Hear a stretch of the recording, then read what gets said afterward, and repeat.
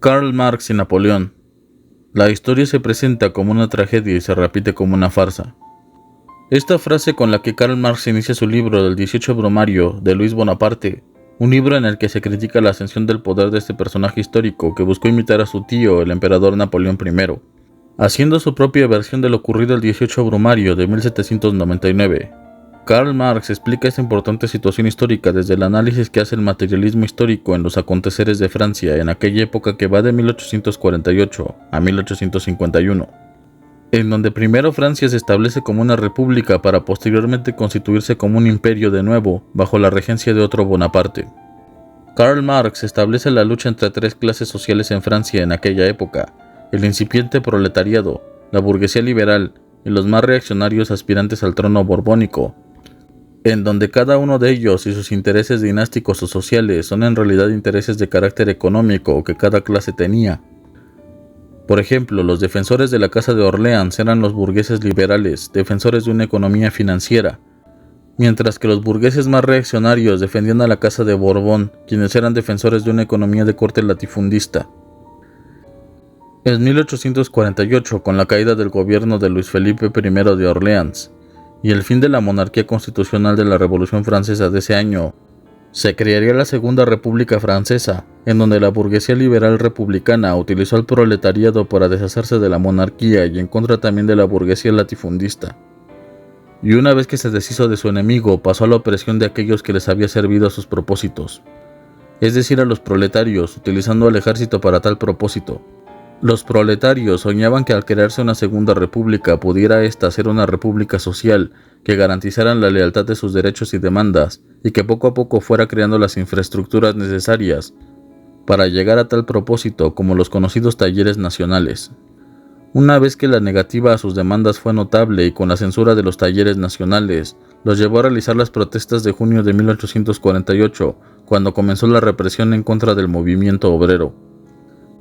De esa manera llegó la oportunidad de Luis Bonaparte, el sobrino de Napoleón, quien se presentaría como el salvador de la clase proletaria, el restaurador de la ley, prometiendo restaurar el orden de Francia mediante la explotación de la imagen de su antepasado y la grandeza de la Francia napoleónica. Aprovechándose de las luchas internas entre las diferentes clases sociales y enfrentándolas unas con otras, consiguiendo cada vez más poder en la maquinaria estatal, primero como presidente de la Segunda República Francesa, y una vez culminó su periodo presidencial, ya habiendo descabezado el poder político de los diferentes sectores de la burguesía, utilizaría el lumpenproletariado para dar un golpe de estado y hacerse con el control absoluto de la Segunda República, proclamando posteriormente el Segundo Imperio francés. Para Karl Marx esta fue una parodia, una imitación inferior de lo ocurrido el 18 Brumaire, original de 1799, en donde Napoleón Bonaparte culminaba la fase revolucionaria del ascenso de la burguesía al poder e iniciaría el expansionismo imperialista de Francia en Europa. Recordando la filosofía de Hegel, añadiría lo siguiente. Hegel dice que en alguna parte de todos los grandes hechos y personajes de la historia universal se producen como si dijéramos dos veces, pero se olvidó de mencionar una vez como tragedia y otra vez como farsa.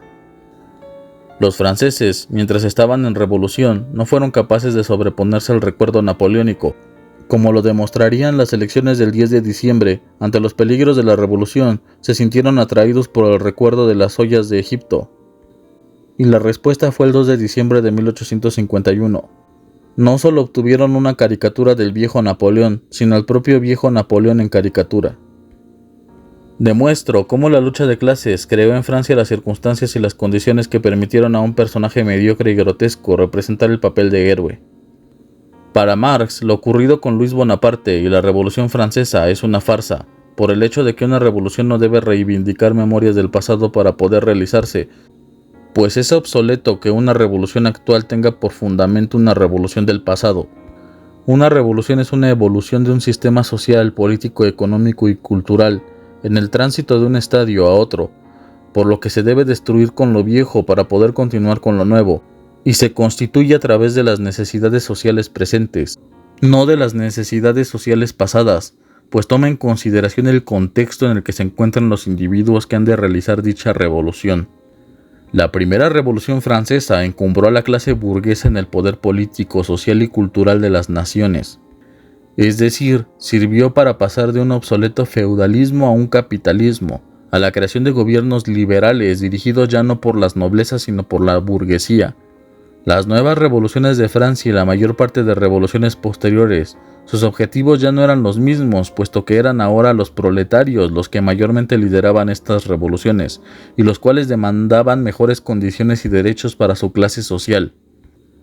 Hasta la creación de gobiernos socialistas o anarquistas, que fueron las ideas posteriores a las ideas de la Ilustración, que trajeron consigo la Revolución Francesa y las guerras de independencia, o la creación de gobiernos republicanos o constitucionales, haciendo por primera vez la división que hoy en día conocemos como los liberales y los conservadores, aquellos que quieren cambiar y combatir a los sistemas opresores y aquellos que quieren preservar sus privilegios o mantener el status quo de las situaciones sociales, culturales, políticas y económicas de sus naciones.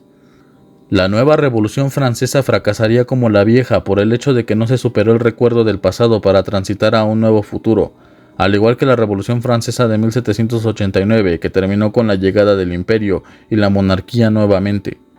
La Segunda Revolución Francesa intentó imitar a su antecesora, poniendo en el poder a un supuesto gobierno democrático republicano para constituirse nuevamente como un imperio. Lo que no saben los bonapartistas y aquellos que ven en la sombra de los grandes líderes sociales, políticos o culturales, es que por más que se quiera revivir la imagen de un muerto, este ya ha muerto, y un Bonaparte jamás llegará a ser el Bonaparte. Aun siendo los hijos o los nietos o los sobrinos de Napoleón, ninguno de ellos es Napoleón. Y eso lo sabemos porque incluso sus hermanos no fueron capaces de lidiar con las situaciones como lo hacía Napoleón, causando la caída de su imperio. Una reflexión que siempre es apropiada hacer sobre los héroes de nuestra historia y sobre cómo el pasado tiene una clara influencia en las decisiones del presente, tanto para bien como para mal. Si el video te gustó, por favor dale like y compártelo. ¿Sabías de este libro de Marx sobre Napoleón III? ¿Qué piensas al respecto? ¿Crees en verdad que la historia se repite? Abajo en los comentarios podrás expresar tu opinión. Sin más por el momento, nos vemos hasta la próxima en el Palacio de Sanssouci.